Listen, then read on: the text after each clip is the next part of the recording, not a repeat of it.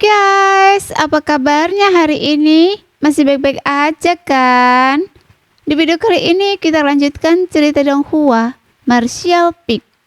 Oke, nggak usah lama-lama lagi, kita langsung aja ke ceritanya.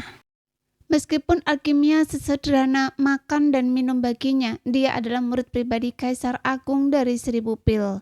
Bagaimana mungkin dia menjadi alkemis untuk sekte lain? Lagi pula, bukankah bekerja di sekte sebesar itu akan membunuhnya? Yang menggaruk dagunya dan berkata, "Begitu ya, bagaimana kalau kita mengubah cara kita bertaruh?" Jiying merutkan kening dan berkata, "Apa yang direncanakan Master Istana yang sekarang?" Di secara naluriah merasakan ada sesuatu yang tidak beres. Yang berkata, "Taruhannya tetap sama. Saya akan bersaing dengan Tuan Ji dalam alkimia, memurnikan jenis pil yang sama. Kita lihat siapa yang bisa memurnikan lebih banyak pil dengan kualitas lebih tinggi." Jiying terkejut, matanya membelalak. "Anda ingin bertaruh dengan saya dalam alkimia?" Apakah dia mendengar dengan benar? Sebagai murid Kaisar Agung dari 1000 pil, seseorang benar-benar ingin bersaing dengannya dalam alkimia? Miki dan Cilio juga memasang ekspresi aneh. Dengan hati-hati mengamati Yangke dari ujung kepala hingga ujung kaki, bertanya-tanya apakah orang ini gila. Dari semua hal yang bisa diperebutkan, mengapa ini? Bukankah dia hanya mencari masalah? Tidak buruk, mari kita bandingkan kemampuan alkimia. Yangke mengangguk sedikit dengan nada provokatif berkata, "Tuan Ji, apakah Anda tidak berani melakukan ini?" Wajah Jiying memerah dan dia berkata, "Tuan Istana Yang, murid saya yang pemberontak sebelumnya telah memutarbalikkan kebenaran, dan itu adalah kesalahan saya karena mendisiplinkannya. Saya juga telah meminta maaf kepada Anda atas kesalahan saya, karena Anda telah mendirikan sekte Anda sendiri. Apakah Anda juga orang yang berpikiran sempit? Mengapa Anda terus membuat masalah untuk saya, mencoba mempermalukan saya? Jika sebelumnya Yangke agak masuk akal untuk bertaruh dengan tentang apakah dia seorang alkemis tingkat kaisar, maka bertaruh dengannya tentang keterampilan alkimia sekarang tampak berlalu bodoh. Jing merasa bahwa Yangke sengaja memprovokasi masalah dan membuatnya kesulitan. Yangke menggelengkan kepalanya, berkata dengan sungguh-sungguh, "Bukan itu masalahnya. Saya benar-benar ingin bersaing dengan Tuan Ji dalam alkimia dan sangat berharap Guru Ji dapat menjadi kepala alkemis Istana Ringso saya." Mendengar ini, Jiying menjadi sangat marah. "Anda pikir Anda bisa mengalahkan saya?" Ketidaksenangannya yang semula telah sepenuhnya berubah menjadi amarah. Kata-kata Yangke bukan lagi sebagai sekedar provokasi yang disengaja. Itu adalah penghinaan terang-terangan. Mengapa? Apa yang membuatnya berpikir dia bisa menjadi kepala alkemis Istana Ringso? Semuanya bergantung pada kemenangan Yangke. Dia telah belajar alkimia di bawah bimbingan gurunya selama bertahun-tahun, dan semua yang dia ketahui diajarkan oleh gurunya. Mempermalukannya sama dengan mempermalukan gurunya. Bagaimana Ji yang bisa mentolerir ini? Awalnya dia merasa sedikit bersalah kepada Yangke karena Li Xuan, tetapi sekarang rasa bersalah itu telah lenyap, digantikan oleh amarah yang meluap-luap. Yangke perlahan bangkit, melangkah maju dan tersenyum. "Tuan Ji, apakah Anda berani atau tidak?" Mata Jiying berkobar karena amarah. Dia terlalu marah untuk mengatakan apapun. Yangke mengabaikannya dan berkata, "Jika Tuan Ji tidak berani, lupakan saja. Anggap saja saya tidak pernah mengatakan itu." "Apa yang perlu ditakutkan?" Jiying membanting tangannya ke meja dan berdiri. Bagaimana dia bisa mentolerir provokasi langsung seperti itu? Jika Yangke mengatakan dia lebih rendah dalam pertarungan hidup dan mati, Jiying akan mentolerirnya karena dia jarang bertarung. Tapi sekarang alkimia terlibat. Suka atau tidak suka, Jiying harus menerima taruhan untuk membela diri sendiri, membela lembah pil obat, dan membela Kaisar Agung Pil Ajaib. Untuk membuat siapapun yang meremehkannya membayar harganya. "Bagus." Yangke bertepuk tangan. "Namun, taruhannya harus diubah." Jiying mencibir. "Bagaimana?" Yangke mengangkat alisnya. Jiying menunjuk Yangke. Jika saya menang, saya akan memenggal kepala Anda. Berani bertaruh alkimia dengan saya. Saya akan bertaruh besar dan lihat apakah Anda takut. Dengan hidup dan mati yang dipertaruhkan, tidak ada yang bisa tetap acuh tak acuh. Jing berpikir bahwa setelah mengubah taruhan, Yang Ke pasti akan panik.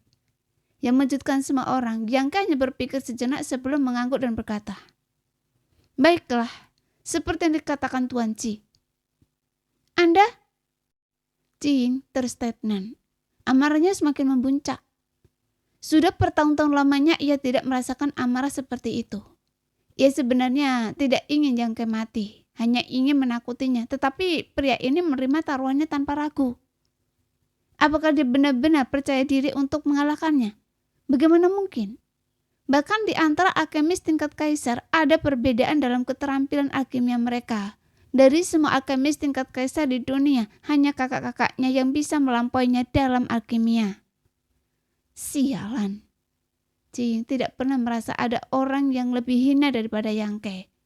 Seharusnya ada batas seberapa besar rasa jijiknya terhadapnya. Dengan wajah penuh amarah, Jing berkata, "Tuan Istana Yang, tidakkah Anda ingin mengubah taruhannya? Anda bisa mengambil nyawa saya jika Anda mau." Yang Ke tertawa terbahak-bahak. "Saya hanya ingin Tuan Ji menjadi kepala ahli alkimia Istana Lingso saya. Jadi apa yang akan saya lakukan dengan nyawa Anda? Kalau begitu, mari kita lihat apakah Anda memiliki kemampuan." Jing dengan marah mengayunkan lengan bajunya. "Karena taruhannya sudah ditetapkan, mari kita diskusikan ramuan apa yang akan kita buat." Yang menatap Jing dan berkata, "Tuan Istana Yang, Anda yang putuskan, saya tidak peduli." Kata-katanya menunjukkan kepercayaan diri yang kuat, seolah-olah dia tidak peduli ramuan apa yang ingin Yang Ke buat. Namun dia memang berhak mengatakan itu. Setelah membuat ramuan selama bertahun-tahun, ramuan apa yang belum dia buat? Satu-satunya yang belum dia buat adalah pil darah naga, hanya karena dia belum pernah mendapatkan bunga darah naga. "Kalau begitu, mari kita buat pil Kaisar Yuan." Yang Ke berpikir sejenak dan dengan cepat memberikan jawabannya. Jing mendongak ke arah Yang Ke dan berkata dengan sungguh-sungguh, "Tuan Istana Yang, apakah Anda yakin ingin memurnikan pil Kaisar Yuan?" Meskipun pil Kaisar Yuan adalah yang paling mudah dimurnikan di antara pil spiritual tingkat kaisar, pil ini juga membutuhkan keterampilan alkimia yang paling tinggi. Mengapa tidak menggunakan pil spiritual tingkat sumber do saja? Orang ini ternyata adalah seorang alkemis tingkat kaisar. Begitu Yang Ke menyarankan untuk memurnikan pil Kaisar Yuan, Jing yakin akan hal itu. Karena meskipun pil Kaisar Yuan adalah yang paling umum dan paling mudah dimurnikan di antara pil spiritual tingkat kaisar, hanya alkemis tingkat kaisar yang dapat memurnikannya, dan itu membutuhkan keterampilan alkimia yang sangat tinggi. Sama seperti hidangan paling sederhana membutuhkan keterampilan paling tinggi dari koki. Prinsip yang sama berlaku untuk alkimia. Dengan bahan yang sama, seorang alkemis tingkat kaisar biasa mungkin hanya mampu memurnikan 3 atau 4 pil Kaisar Yuan. Tetapi di tangan Jing, dia pasti dapat memurnikan 9 pil. 9 adalah angka pamungkas. Satu bed pil spiritual hanya dapat menghasilkan maksimal 9 pil. Saran untuk menggunakan pil spiritual tingkat sumber do bukan karena Jing tidak memiliki peluang untuk menang, tetapi hanya karena dia tidak ingin menang secara tidak adil. Dia telah menjadi master pil kaisar selama bertahun-tahun, memurnikan pil Yuan kaisar yang tak terhitung jumlahnya. Bahkan jika Yang Ke juga seorang master pil kaisar, dia tidak mungkin memiliki pengalaman yang begitu kaya. Memilih untuk memurnikan pil Yuan kaisar akan memberinya keuntungan yang signifikan. Namun bahkan jika dia masih memiliki keuntungan dengan pil spiritual tingkat sumber do, setidaknya titik awal mereka tidak akan terlalu berbeda. Yang Ke menggelengkan kepalanya dan berkata, "Tidak perlu, terima kasih atas kebaikan Anda, Tuan Ji. Saya akan memurnikan pil Yuan kaisar." Dia tentu saja mengerti mengapa Ji memberikan saran ini, dan kesannya terhadapnya langsung membaik. Jika semua orang bisa menjadi kepala alkemis Istana Lingso, bahkan jika Ji Ying adalah murid pribadi Kaisar Agung 1000 pil, Yang Ke tidak akan menargetkannya jika karakternya tidak sesuai standar. Permintaan maaf Jing yang cepat dan bahkan mengusirkannya secara terbuka terhadap Li Xuan dari lembah pil obat. Setelah insiden yang Li Xuan buat, Yang Ke berpikir, dia adalah orang yang baik, dengan hati yang tulus, dan sekarang tampaknya memang begitu.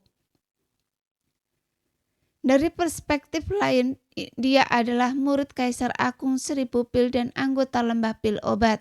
Bahkan jika dia tidak meminta maaf, Yang Ke tidak dapat berbuat apa-apa, kecuali dia mengambil resiko menyinggung lembah pil obat. Satu kejadian saja sudah cukup. Meskipun Ji Ying berasal dari keluarga terhormat dan memiliki status bangsawan, dia tidak memiliki kesombongan munafik seperti kebanyakan alkemis. Ditambah dengan statusnya sebagai alkemis kaisar. Jika dia bisa menjadi kepala alkemis istana Lingzhou, Yang Ke tidak perlu khawatir tentang pil spiritual sekte di masa depan. Ia bahkan menyarankan agar Ji Ying dapat melatih sekelompok alkemis untuk sekte Lingzhou. Perkembangan sebuah sekte tidak dapat hanya tergantung pada satu orang. Hanya dengan bersikap komprehensif barulah sekte tersebut dapat maju.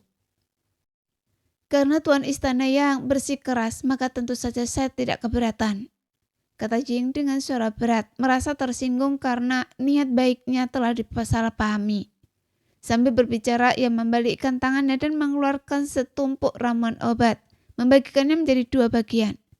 Melihat Yang Ke, ia berkata, kedua bagian ini adalah ramuan untuk memberikan pil Kaisar Yuan. Tidak ada perbedaan kualitas atau usia. Tuan Istana Yang, mohon periksa. Yang Ke tersenyum dan berkata, saya percaya pada karakter Tuan Ji. Kalau begitu, pilihlah satu, kata Ji Ying.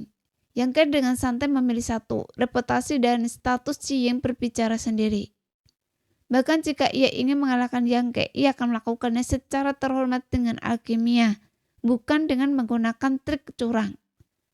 Melihat sikap santai Yang Ke, Ji Ying tanpa alasan yang jelas merasakan gelombang amarah dan mendengus dingin.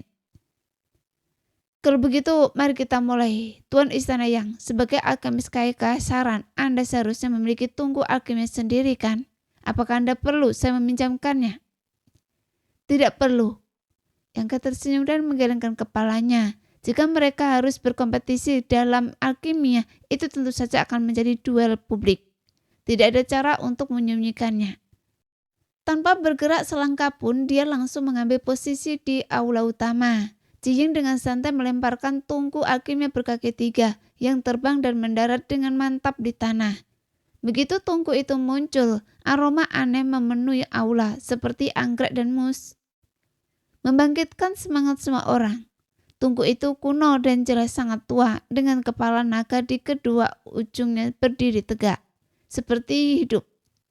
Ini tampaknya merupakan kunci untuk mengatur api tungku, dan bagian dalam tungku ditutupi dengan pola rune yang padat, membuat orang merasa pusing pada pandangan pertama. Aura kekaisarannya memenuhi udara. Tungku yang bagus, mata Yang Ke berbinar, memujinya dengan berlebihan. Sebagai sesama alkemis, mereka tentu saja memiliki kesukaan khusus terhadap tungku yang bagus. Saat Ji Ying mengeluarkan tungku ini, Yang Ke tahu itu bukan benda biasa.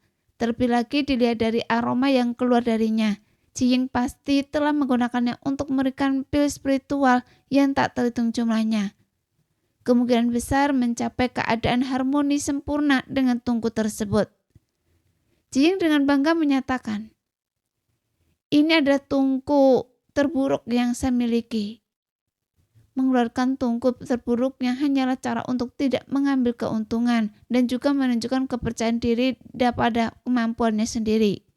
Yang Ke mengangguk sedikit, lalu melemparkan tungkunya sendiri. Tungku ini berkilauan dengan cahaya ungu, memancarkan aura kekaisaran begitu muncul. Jelas sekali tungku ini setara dengan tungku Ji Ying. Keduanya adalah tungku kelas kekaisaran. Ini mengejutkan Ji Ying yang tampaknya tidak menyangka Yang Ke memiliki fondasi seperti itu. Namun setelah berpikir lebih lanjut, jika Yang Ke benar-benar seorang alkemis tingkat kaisar, wajar jika ia memiliki tungku alkemis tingkat kaisar. Satu-satunya hal yang membingungkan Ji Ying adalah tungku ini tampak agak familiar. Ji Ying yakin dia belum pernah melihat tungku ini sebelumnya. Jika pernah, dia pasti akan mengenalinya. Dengan duel yang akan segera dimulai, dia tidak punya waktu untuk memikirkannya. Dia dengan cepat memfokuskan pikirannya, tidak lengah meskipun lawannya ada seorang pemuda yang sombong. Bahkan seekor singa menggunakan seluruh kekuatannya untuk memburu kelinci. Melepaskan kemampuan sejatinya dan mengalahkannya dengan segala cara adalah satu-satunya cara untuk menghormati alkimia dan menanggapi ajaran gurunya selama bertahun-tahun. Mari kita mulai, tanya Ciying dengan sungguh-sungguh, menoleh ke arah Yangke. Yangke hendak mengangguk ketika tiba-tiba ia mengalihkan pandangannya ke samping dan tersenyum. Ketua Sekte Mi dan Ketua Istana Li, apakah kalian ingin bertaruh? Kami juga bisa bertaruh. Miki dan Li Qiu saling bertukar pandang, tampak sangat gembira. Karena kalian sudah di sini, apakah kalian berdua bersedia pulang dengan tangan kosong? Yang tersenyum kepada mereka. Baiklah. Miki berteriak pelan. Kami akan masang taruhan, tetapi kami tidak tahu seberapa besar taruhan yang bisa diterima oleh Ketua Istana Yang. Kami akan bertaruh sebesar yang kami mampu, bahkan mempertaruhkan seluruh fondasi sekte pun bisa diterima, kata Yangke dengan santai. Apa? Ekspresi Miki dan Li Qiu berubah seketika mendengar ini, terkejut dengan kata-kata Yangke. Mempertaruhkan seluruh fondasi sekte, itu terlalu berlebihan. Meskipun Miki dan Li Qiu bersedia memanfaatkan kemalangan Yangke dan mengorbankan sesuatu untuknya. Mereka bahkan tidak akan berani berpikir untuk mempertaruhkan fondasi sekte mereka. Bahkan jika mereka memiliki kepercayaan penuh pada Ciying, mereka tidak akan berani berjudi sembrono itu. Kalian berdua tidak berani? Yang memandang mereka dengan jijik. Bukannya kami tidak berani, tetapi tidak perlu. Kami tidak memiliki dendam satu sama lain. Mengapa memainkan permainan sebesar ini? Miki berkata dengan keras kepala, tetapi sebenarnya dia merasa gelisah. Iya, mari kita main-main saja. Kalau begitu, menurut kalian berapa banyak taruhan yang mampu kita tanggung? Tanya Yangke. Miki dan Li Qiu saling bertukar pandang. Indra ilahi mereka melonjak seolah-olah bertukar pesan. Yangke tidak terburu-buru, hanya berdiri di samping menunggu, tersenyum pada Ciying. Cuacanya bagus hari ini. Ciying merutkan kening berpikir. Bukankah itu jelas? Langit cerah di luar, bahkan orang bodoh pun bisa melihatnya. Tapi mengapa dia mengatakan ini padanya? Apakah dia mencoba mengganggu ketenangan pikirannya? Betapa liciknya. Dia tidak bisa menahan diri untuk tidak menatap Yangke, lalu menundukkan pandangannya ke pikirannya sendiri. Tuan Istana Yang, saya telah membuat keputusan dengan saudari Li. Kata Miki tiba-tiba, Yangke memberi isyarat. Miki melanjutkan. Saudara Li dan saya bertaruh keuntungan sekte kami masing-masing selama 10 tahun. Saya ingin tahu apakah tetua sekte yang berani menerimanya. Bahkan Ciying sedikit tergerak oleh taruhan ini. Keuntungan setiap sekte selama 10 tahun, meskipun mudah dijelaskan berjumlah sangat menakutkan jika dikonversi menjadi kristal sumber. Sekte-sekte teratas seperti sekte Mitian dan Istana Linglong dengan industri mereka yang tak terhitung jumlahnya dan tambang kristal sumber mereka sendiri, menghasilkan setidaknya 50 juta kristal sumber berkualitas tinggi per tahun. Selama 10 tahun itu berarti 500 juta kristal sumber berkualitas tinggi. Untuk 2 sekte utama itu 1 miliar. Angka ini sungguh menakutkan. Tampaknya Miki dan Li Qiu juga telah mengeraskan hati mereka, ingin mendapatkan keuntungan dari Istana Lingzhou. Ciying melirik Yangke, ingin mengetahui ekspresinya. Dia mungkin tidak terlihat baik kan? Melihat ini Ciying terkejut. Yangke merutkan bibir dengan jijik dan mencibir. Kalian berdua adalah tokoh terkemuka di wilayah utara, namun kalian begitu pelit. Pelit? Wajah Miki menjadi gelap. Anda berani menyebut kami pelit? Li Qiu menyipitkan matanya dan berkata, Tuan Istana Yang, apakah Anda mungkin sedang jual mahal? Sebenarnya takut menerima taruhan ini. Dia pikir dia telah membaca pikiran Yangke dan kata-katanya terdengar sarkastik.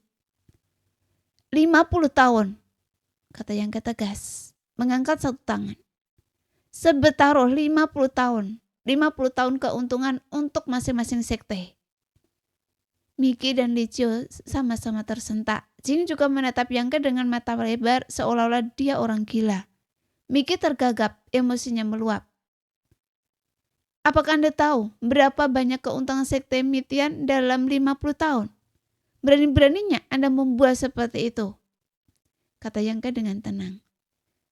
Bahkan jika Anda hanya menghasilkan 50 juta kristal asal tingkat tinggi setahun, itu berarti 500 juta dalam 10 tahun dan 2,5 miliar dalam 50 tahun. Gabungan kedua sekte tidak akan lebih dari 5 miliar. Lebih dari 5 miliar. Licio hampir tersedak oleh bulalan Yangke. Dia benar-benar ingin bertanya kepada Yangke apakah dia tahu apa arti 5 miliar kristal asal tingkat tinggi. Yangke terkekeh menatap mereka dengan jijik. Apa kalian berdua takut bertaruh atau kalian tidak percaya pada Guruji?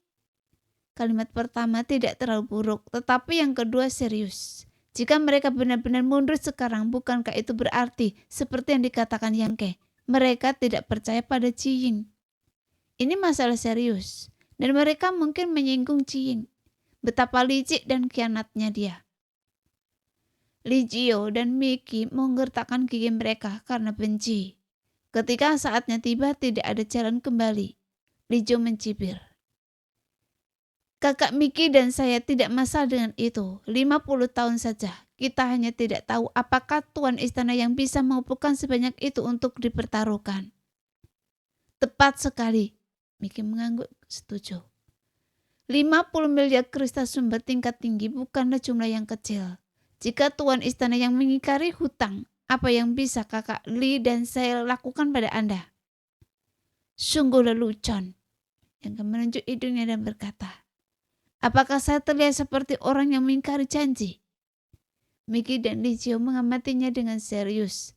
Licio berkata, kita bahkan tidak kenal. Siapa yang tahu siapa Anda? Baiklah. Yangke tampak kesal yang membuat Miki dan Licio semakin yakin bahwa dia hanya sengaja bersikap misterius. Miki tertawa terbahak-bahak. Jika Tuan Istana yang bisa mengajukan taruhan yang sesuai, apa salahnya jika kakak Li dan saya memasang taruhan? Anda sudah mengatakannya, jadi jangan menyesalinya. Yangke melompat-lompat kegirangan. Silakan bertaruh, desak Licio, seolah-olah dia telah melihat tipu daya Yangke. Saya akan menerimanya sekarang juga, teriak Yangke sambil membalikkan tangannya dan sebuah cincin spesial muncul di telapak tangannya, langsung menarik perhatian semua orang. Dia benar-benar membuatnya. Miki dan Licio saling bertukar pandang, sedikit terkejut tapi lebih curiga. Meskipun Yangke telah menghancurkan sekte Wingking, merebut fondasinya, dan memperoleh kekayaan yang terkumpul selama bertahun-tahun, mereka tidak percaya bahwa cincin Yangke benar-benar berisi 5 miliar kristal sumber tingkat tinggi. Sekte Wingking sebanding dengan Istana Lilong dan sekte Mitian, meskipun pendapatan tahunan mereka sangat besar. Kekayaan mereka yang melimpah berarti konsumsi yang paling besar, dengan sebagian besar keuntungan mereka dikonsumsi setiap tahun. Hanya misalkan sebagian kecil untuk akumulasi.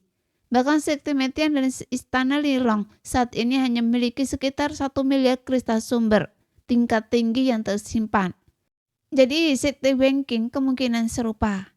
Dengan kata lain, bahkan jika Yangke telah memperoleh kekayaan sekte Wingking, dia hanya akan memiliki 1 miliar kristal sumber tingkat tinggi, ditambah kristal sumber dari harta karun lainnya, yang totalnya paling banyak 2-3 miliar.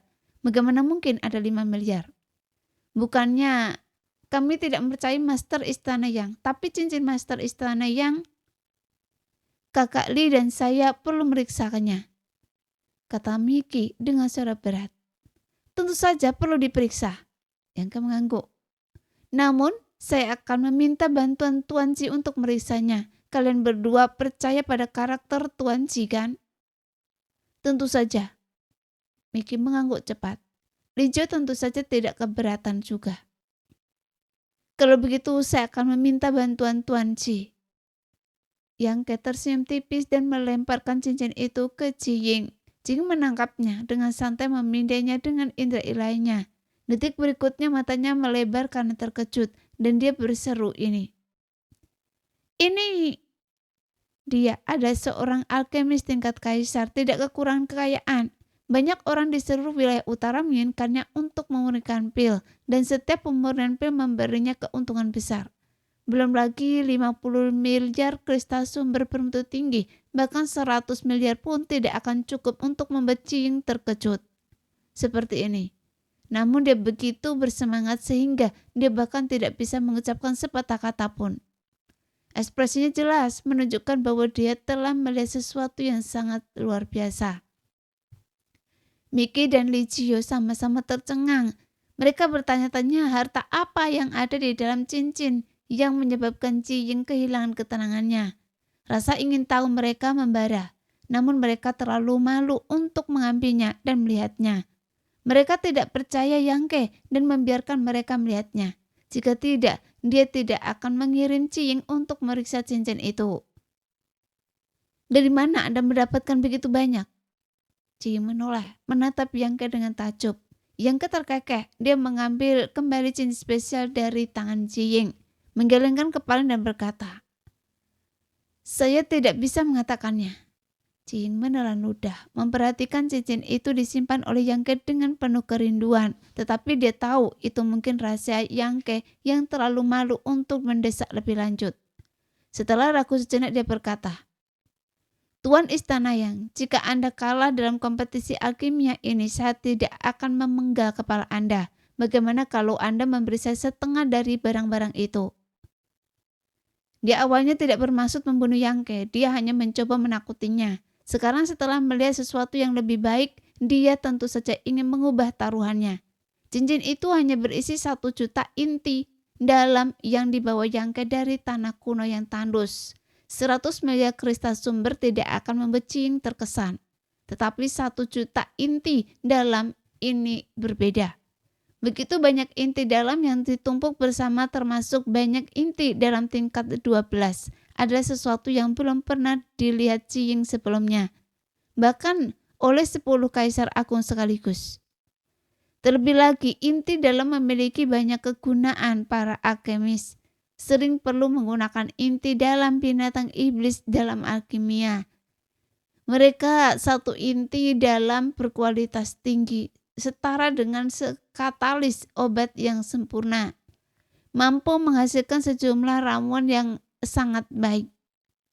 Benda ini jauh lebih menarik bagi Jiying daripada kristal sumber. Tidak heran dia begitu terkejut. "Tuan Ji, Anda menginginkannya?" tanya Yang Ke sambil tersenyum. Jiying tersipu.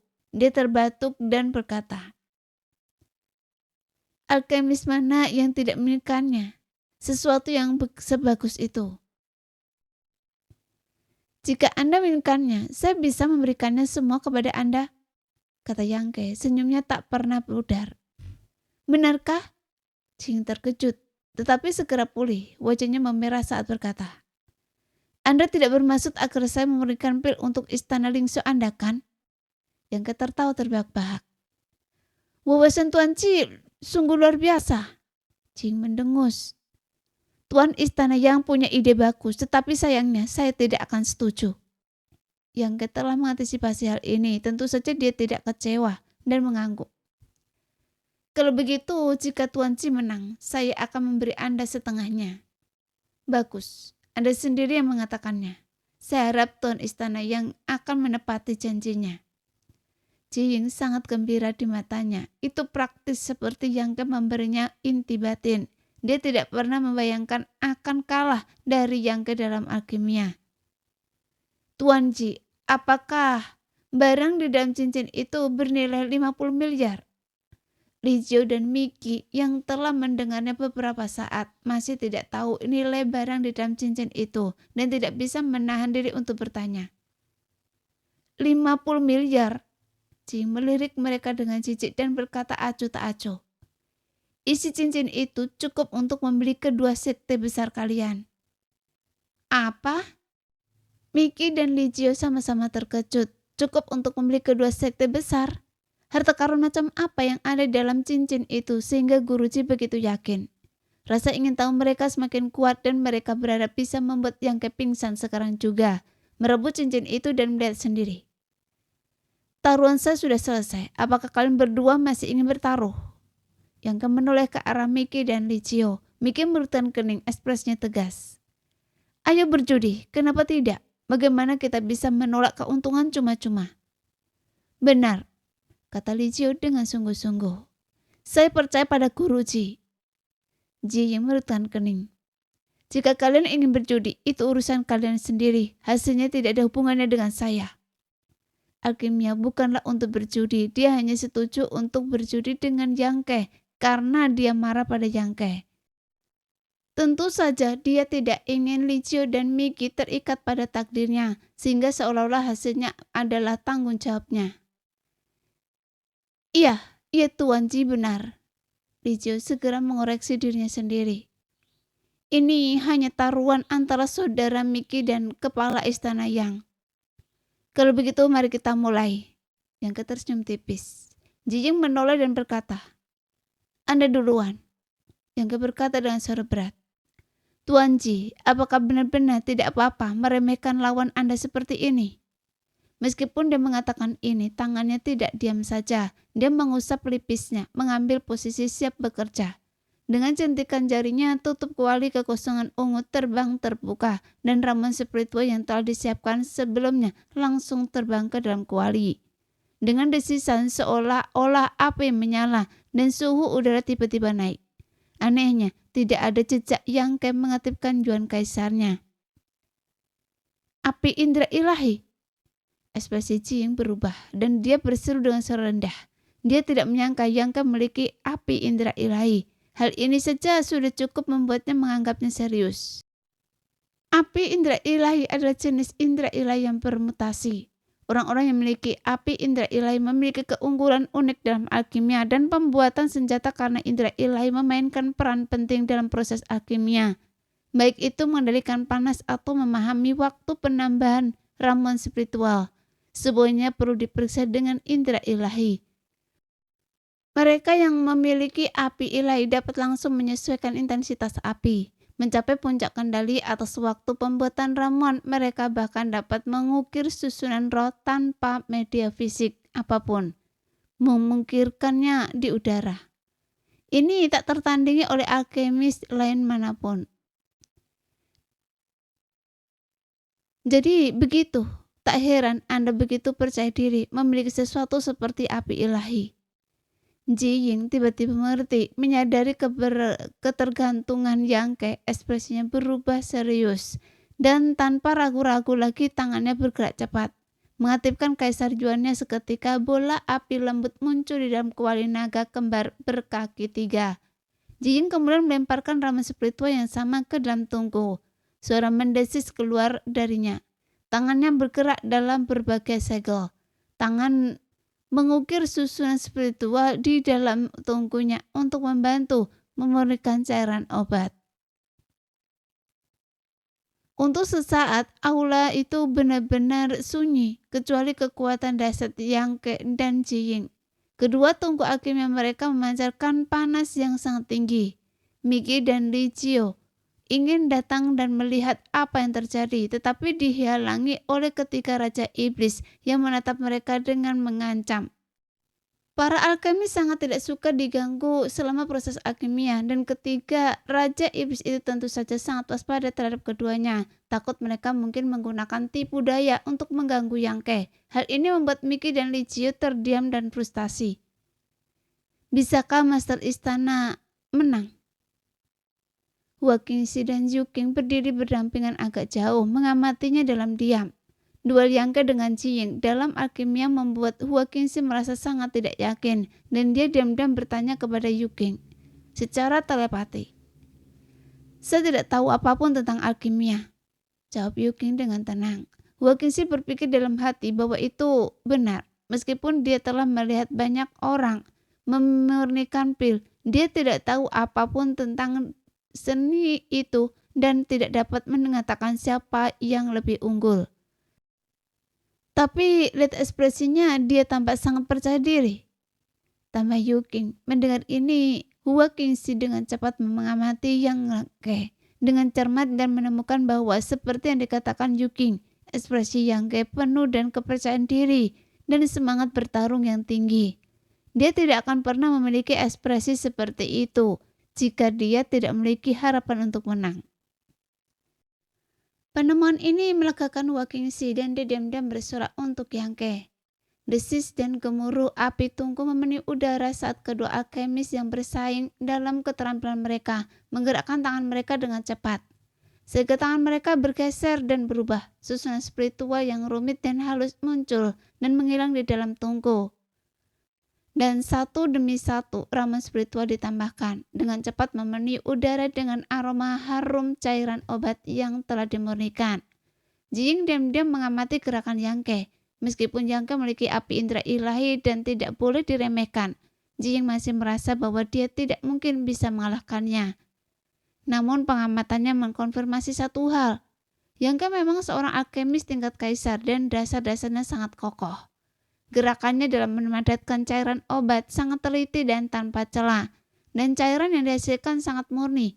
Hanya seorang alkemis tingkat kaisar yang dapat mencapai tingkat ini. Jiying diam-diam merasa senang. Seorang alkemis tingkat kaisar lainnya telah muncul di dunia.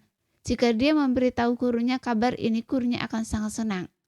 Seni alkimia adalah ilmu kuno, mendalam dan bahkan lebih sulit untuk diperkembangkan daripada seni bela diri yang mengakibatkan kelangkaan alkemis di seluruh dunia. Orang luar hanya memiliki kehidupan glamor para alkemis, tetapi bagaimana mereka bisa mengetahui kesulitan dan pengorbanan di baliknya? Lembah obat didedikasikan untuk mempromosikan doa alkimia dan para murid di bawah Kaisar Agung Pil Ajaib juga menganggap ini sebagai tanggung jawab mereka sendiri. Tentu saja mereka berharap akan ada sebanyak mungkin alkemis di dunia. Hanya dengan lebih banyak alkemis, para pendekar alam bintang dapat memenuhi permintaan pil dan kultivasi mereka dapat ditingkatkan dengan cepat. Saat Jiying mengamati, ia sedikit terkejut. Dia merasa ngeri saat menemukan bahwa kemurnian cairan obat yang telah dimurnikan Yang Ke tampaknya tidak kalah dengan miliknya sendiri. Dan yang lebih mengejutkannya adalah waktu dan urutan penambahan ramuan spiritual oleh Yang Ke persis sama dengan miliknya. Satu ramuan tidak selalu hanya memiliki satu formula. Alkemis yang berbeda memiliki pemahaman yang berbeda tentang seni alkimia. Dan preferensi serta kemampuan pribadi mereka berbeda, yang menyebabkan perbedaan halus dalam proses pemurnian ramuan, seperti urutan dan waktu penambahan ramuan spiritual. Beberapa alkemis merasa lebih baik menambahkan ramuan ini terlebih dahulu, sementara yang lain merasa lebih baik menambahkan ramuan itu terlebih dahulu. Hal ini menghasilkan situasi di mana terdapat beberapa formula untuk satu ramuan. Bahkan mungkin berbeda dalam bahan obat yang dibutuhkan. Sebuah formula tidak hanya berisi bahan-bahan yang dibutuhkan untuk alkimia. Formula lengkap tidak hanya mencakup ramuan tetapi juga proses pemurnian. Dapat dikatakan bahwa sebuah formula setara dengan buku panduan alkimia lengkap. Inilah keistimewaan sebuah formula. Puncak dari kerja keras seorang alkemis. Sekarang, Jiying terkejut menemukan bahwa metode dan proses pemurnian pil Kaisar Yuan yang digunakan Yang Ke sangat mirip dengan miliknya. Hampir seolah-olah diukir dari cetakan yang sama. Dengan kata lain, formula pil Kaisar Yuan dimiliki Yang Ke sama dengan yang dia ketahui. Bagaimana mungkin? Pil Kaisar Yuan adalah pil spiritual yang digunakan oleh kaisar yang mulia untuk memberikan esensi Kaisar Yuan mereka. Dan juga merupakan jenis pil spiritual tingkat kaisar yang paling umum. Sejauh yang Jiying ketahui, setidaknya ada 8 atau 10 formula berbeda untuk jenis pil spiritual ini. Meskipun sebagian besar serupa, masih ada beberapa perbedaan. Formula pil Kaisar Yuan terbaik tentu saja adalah yang dia miliki, karena formula ini secara pribadi disempurnakan oleh Kaisar Agung Meodan bertahun-tahun yang lalu. Dan dapat dikatakan bahwa tidak ada formula yang lebih baik di dunia. Kaisar Agung Meodan hanya mengajarkan formula ini kepada beberapa muridnya dan tidak ada orang luar yang pernah mempelajarinya. Setelah melihat jejak formula ini di tangan Yang Ke, Jiying tentu saja terkejut. Bukan hanya Jiying yang terkejut, tetapi para penonton lainnya juga menunjukkan ekspresi aneh. Karena mereka memperhatikan bahwa Yang Ke dan Jiying sedang memberikan pil bersama, hampir identik. Satu-satunya perbedaan adalah gerakan Yang Ke sedikit lebih cepat, sementara gerakan Jiying sedikit lebih lambat. Ini bukan karena kemampuan alkemis Jiying lebih rendah daripada Yang Ke, tetapi karena ia memulai lebih lambat. Bahkan memahami hal ini, ada sesuatu yang terasa janggal. Seolah-olah Jiying meniru alkemis Yang Ke, menggunakan ramuan yang persis sama dengan yang digunakan Yang Ke. Ia masukkan ramuan itu ke dalam tungku persis seperti yang dilakukan Yang Ke. Keraguan Jiying semakin kuat. Awalnya ia mengira itu hanya kebetulan, tetapi di tengah proses, ia yakin bahwa mereka berdua benar-benar memiliki formula yang sama. Dari mana Anda mendapatkan formula ini? Jiying tak kuasa bertanya. Ini adalah formula yang diwariskan dari gurunya. Bagaimana mungkin formula ini jatuh ke tangan orang luar? Tuan Ji, Anda sedang melamun, kata Yang Ke dengan tenang. Jika Anda terus seperti ini, Anda akan kalah dalam kompetisi ini. Jiying berkeringat dingin. Barusan dia begitu sibuk mempertanyakan formula pil Yang Ke sehingga dia agak melamun, menyebabkan dia tidak mengerahkan seluruh tenaganya selama pemurnian cairan obat. Sekarang jika dilihat, cairan obatnya sendiri tampaknya sedikit lebih rendah kualitasnya daripada milik Yang Ke. Pemurnian cairan obat adalah langkah pertama dalam alkimia dan juga yang paling penting dan mendasar. Jika langkah ini tidak dilakukan dengan baik, itu pasti akan mempengaruhi kualitas pil spiritual. Alkimia seperti bermain catur. Satu langkah salah akan berujung pada langkah salah lainnya. Dan setiap detail yang tidak dilakukan dengan baik adalah kegagalan. Dia tidak boleh kalah. Ini adalah kompetisi yang menyangkut lembah pil obat. Ini menyangkut kehormatan gurunya dan dia sama sekali tidak boleh kalah. Dengan gelombang emosi yang tiba-tiba Jiying tampak seperti orang yang sama sekali berbeda, memancarkan aura yang tak terlukiskan. Pikirannya langsung tenggelam dalam alkimia dan tidak ada hal lain yang penting baginya. Ekspresi Yang Ke juga sangat serius. Meskipun dia adalah seorang alkemis tingkat kaisar, ini adalah pertama kalinya dia berkompetisi melawan alkemis tingkat kaisar lainnya dalam alkimia. Dan orang ini bahkan adalah murid pribadi Kaisar Agung Pil Ajaib. Jika dia tidak mengerahkan seluruh kemampuannya, dia pasti tidak akan menang. Ketergantungannya bukan api ilahi yang dilihat Jiying. Itu hanyalah keuntungan kecil. Ketergantungannya yang sebenarnya adalah suara pil Do Agung kembali ke bintang utama kamar dagang Heng Luo. Bintang Shui Yue. Sesi pemurnian pil memicu suara pil Do Agung, memberinya seni pemurnian pil dari Do surgawi yang misterius. Sejak saat itu Yang Ke melambung tinggi di jalur pemurnian pil. Jika bukan karena kesempatan yang menguntungkan itu, bagaimana Yang Ke bisa maju begitu cepat di jalur pemurnian pil? Dia tidak banyak menghabiskan waktu untuk memurnikan pil selama bertahun-tahun. Dalam keadaan normal, dia akan beruntung menjadi pemurni pil tingkat sumber Do pada titik ini, apalagi menjadi master pil kaisar. Namun fondasi yang diberikan kepadanya oleh pil suara Do Agung memungkinkan untuk dengan mudah naik ke tingkat master pil kaisar. Nah, sekian dulu cerita kali ini. Kita lanjut lain hari ya guys ya. Bye-bye.